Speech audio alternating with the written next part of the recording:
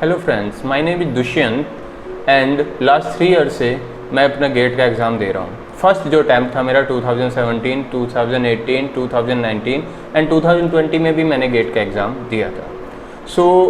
जो first exam मैंने gate का एग्ज़ाम दिया था उसमें जो मेरी गेट रैंक थी वो 133 थी, सेकंड अटैम्प्ट में 72 रैंक थी एंड थर्ड अटैम्प्ट में मेरी रैंक थी 178 और इस बार जो 2020 है, इस बार जो मेरी गेट की रैंक है वो 292 है।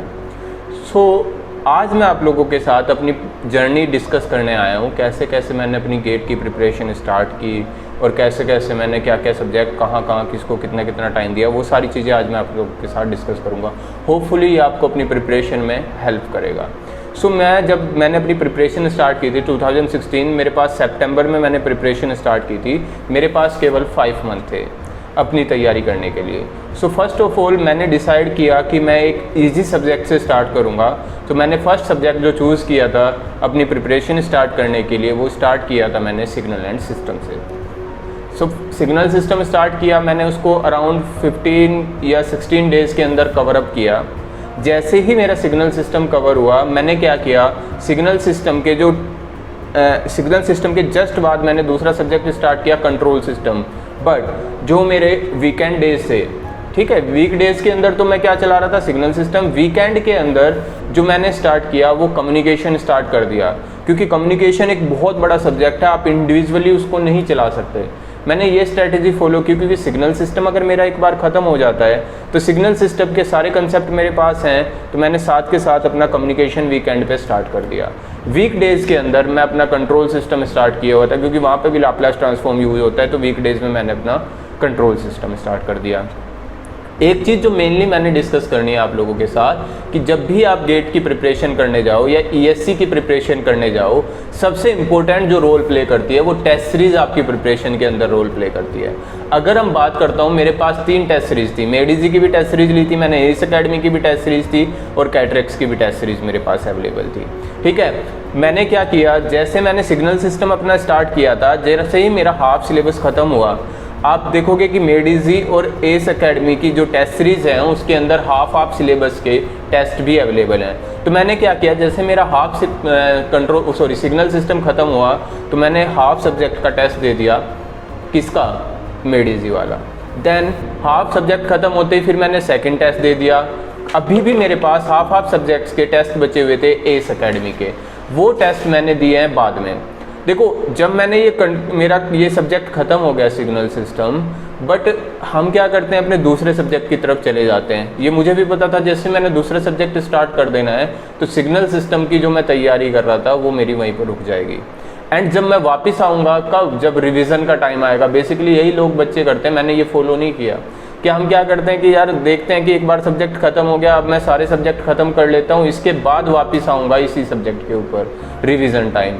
मैंने वो स्ट्रेटेजी फॉलो नहीं की, क्योंकि अगर आपने एक सब्जेक्ट अभी ख़त्म किया है एंड आप उसको 3 या 4 महीने बाद वापस आके देखोगे तो आपके माइंड से 50% चीज़ें स्किप हो जाएंगी, जो मैंने अपनी कॉलेज टाइम में और बहुत सारी जगह पे देखा था कि यार अगर ऐसा करते हैं तो ऐसा होता है। तो मैंने उसके ओवरकम करने के लिए क्या किया कि जैसे मेरा सिग्नल सिस्टम ख़त्म हुआ उसके 15 या 20 डेज़ के बाद मैंने क्या किया, एक डे फिक्स किया कि यार इस डे वापस मैंने कंट्रोल सिस्टम का टेस्ट देना है। ठीक है, तो उसके लिए क्या करता था, जैसे कंट्रोल सिस्टम का टेस्ट देना 15 to 20 डेज़ के बाद, तो उससे पहले 3-4 घंटे लगा के वो सारा का सारा कंट्रोल सिस्टम एक बार देख लिया। क्योंकि अगर जो टाइम गैप है अगर वो कम होगा आपके पास तो आपको रिवीजन में ज़्यादा टाइम नहीं लगेगा।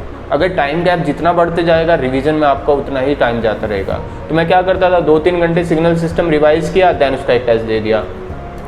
फिर नेक्स्ट 20 डेज़ के बाद ऐसे ही रखा, क्योंकि जब आप वो टेस्ट देते हो ना तो उस टाइम पे बड़ी सारी चीज़ें आपको नई चीज़ें पता चलती है। उसके लिए मैंने क्या किया हुआ था, एक सेपरेट नोटबुक बनाई। अगर कोई नया कंसेप्ट मुझे निकल के आता था तो मैं वहाँ पे वो नोट डाउन करते जाता था। ये जो है फाइनल एग्ज़ाम से पहले आपको हेल्प करेगा। तो मैंने स्टार्टिंग से ऐसी स्ट्रेटेजी अपनाई। मैंने अपना कम्युनिकेशन जो वीकेंड पे स्टार्ट किया हुआ था उसको भी, क्योंकि उस पर 3-4 पार्ट्स में डिवाइडेड है मेडीजी की जो टेस्ट सीरीज़ है उसके अंदर, तो मैंने वहाँ पे क्या किया था कि जो मैंने डिवाइड किया हुआ था कम्युनिकेशन को, first part analogue communication, then random variable, random process, then आपका डिजिटल कम्युनिकेशन। तो मैंने ऐसे 3 पार्ट्स में डिवाइड करके उसको इंडिविजुअली पढ़ा। पहले अपना एनालॉग कम्युनिकेशन कवर किया, फिर मैंने random variable, random process, then आपने लास्ट में मैंने कवर किया डिजिटल कम्युनिकेशन। तो मेरा कम्युनिकेशन पैरेलली चलता रहा। अराउंड 2 मंथ्स मुझे लगे कम्युनिकेशन को कंप्लीट करने के लिए, क्योंकि मैं वीकेंड पे कम्युनिकेशन कंप्लीट कर रहा था। बाकी रेगुलर में मैंने क्या किया, इजी सब्जेक्ट, देखो क्या होता है बेसिकली, मैंने जो सोचा था, हमारा क्या होता है कि अगर हम एक मुश्किल सब्जेक्ट और लंबा सब्जेक्ट स्टार्टिंग में पकड़ लें, जैसे मान लीजिए मैंने सिग्नल सिस्टम खत्म करने के बाद अगर मैं कम्युनिकेशन पकड़ लेता या EDC एनालॉग पकड़ लेता, तो उसमें लंबा स्पैम निकल जाता, ठीक है। अराउंड मेरे को 1 महीना लग जाता अगर मैं रेगुलर में उसको टाइम देता। बट फिर मुझे लगता कि मैंने केवल 2 ही सब्जेक्ट अभी तक कवर किए, मेरे पास 5 मंथ थे, इसीलिए मैंने उसको पैरेलल में डाल दिया, क्योंकि मेरे माइंड पर प्रेशर ना आए। तो ये स्ट्रेटजी मैंने फॉलो की। देन मेरा एक इजी सब्जेक्ट मैं हमेशा रेगुलर में लेके चलता था, मुश्किल सब्जेक्ट मैंने डाल दिए अपने वीकेंड पे, क्योंकि उनको भी टाइम मिलता रहेगा और इसको भी टाइम मिलता रहेगा। टेस्ट सीरीज़ मैं रेगुलर देता था हमेशा। टेस्ट सीरीज़ आपको बहुत ज़्यादा हेल्पफुल होती है आपके एग्ज़ाम के लिए, राइट। अगर हम बात करते हैं दिसंबर, तो 10 या 20 दिसंबर के आसपास मेरा जो सिलेबस है वो ख़त्म हो गया था कंप्लीट। मैंने रिवीजन भी एक बार कर लिया था। देन मैंने क्या किया, फुल सिलेबस टेस्ट देने स्टार्ट किए 10 दिसंबर से, एंड अराउंड 5 जैन तक जाते जाते मेरे फुल सिलेबस टेस्ट ख़त्म हो गए। अगर आप मानोगे नहीं, मेरे को सबसे ज़्यादा जो हेल्प की प्रिपरेशन के अंदर, वो हेल्प की मेरी टेस्ट सीरीज़ ने। मुझे मेरे अंदर इम्प्रूवमेंट आने स्टार्ट हुए। स्टार्टिंग में मैं मतलब ऑन एन एवरेज परफॉर्म करता था, बट एंड तक जाते जाते मैं टॉप रैंकर्स में पहुंचना स्टार्ट हो गया टेस्ट सीरीज़ में, एंड मेरा कॉन्फिडेंस बिल्डअप होना स्टार्ट हो गया।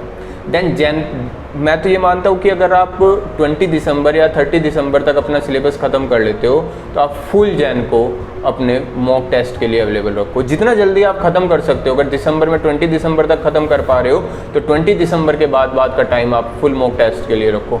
वहाँ से आप बहुत सारे कंसेप्ट सीखोगे उन टेस्ट से।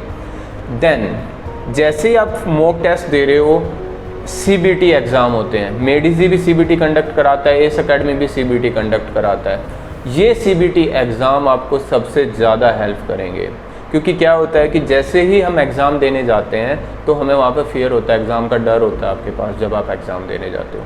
तो जब आप CBT देते हो, तो CBT आपको वो इन्वायरमेंट प्रोवाइड करता है जहाँ पे आप रियल फेस कर सकते हो कि हाँ यार, गेट का एग्ज़ाम ऐसे ही वहाँ पे जाके होगा।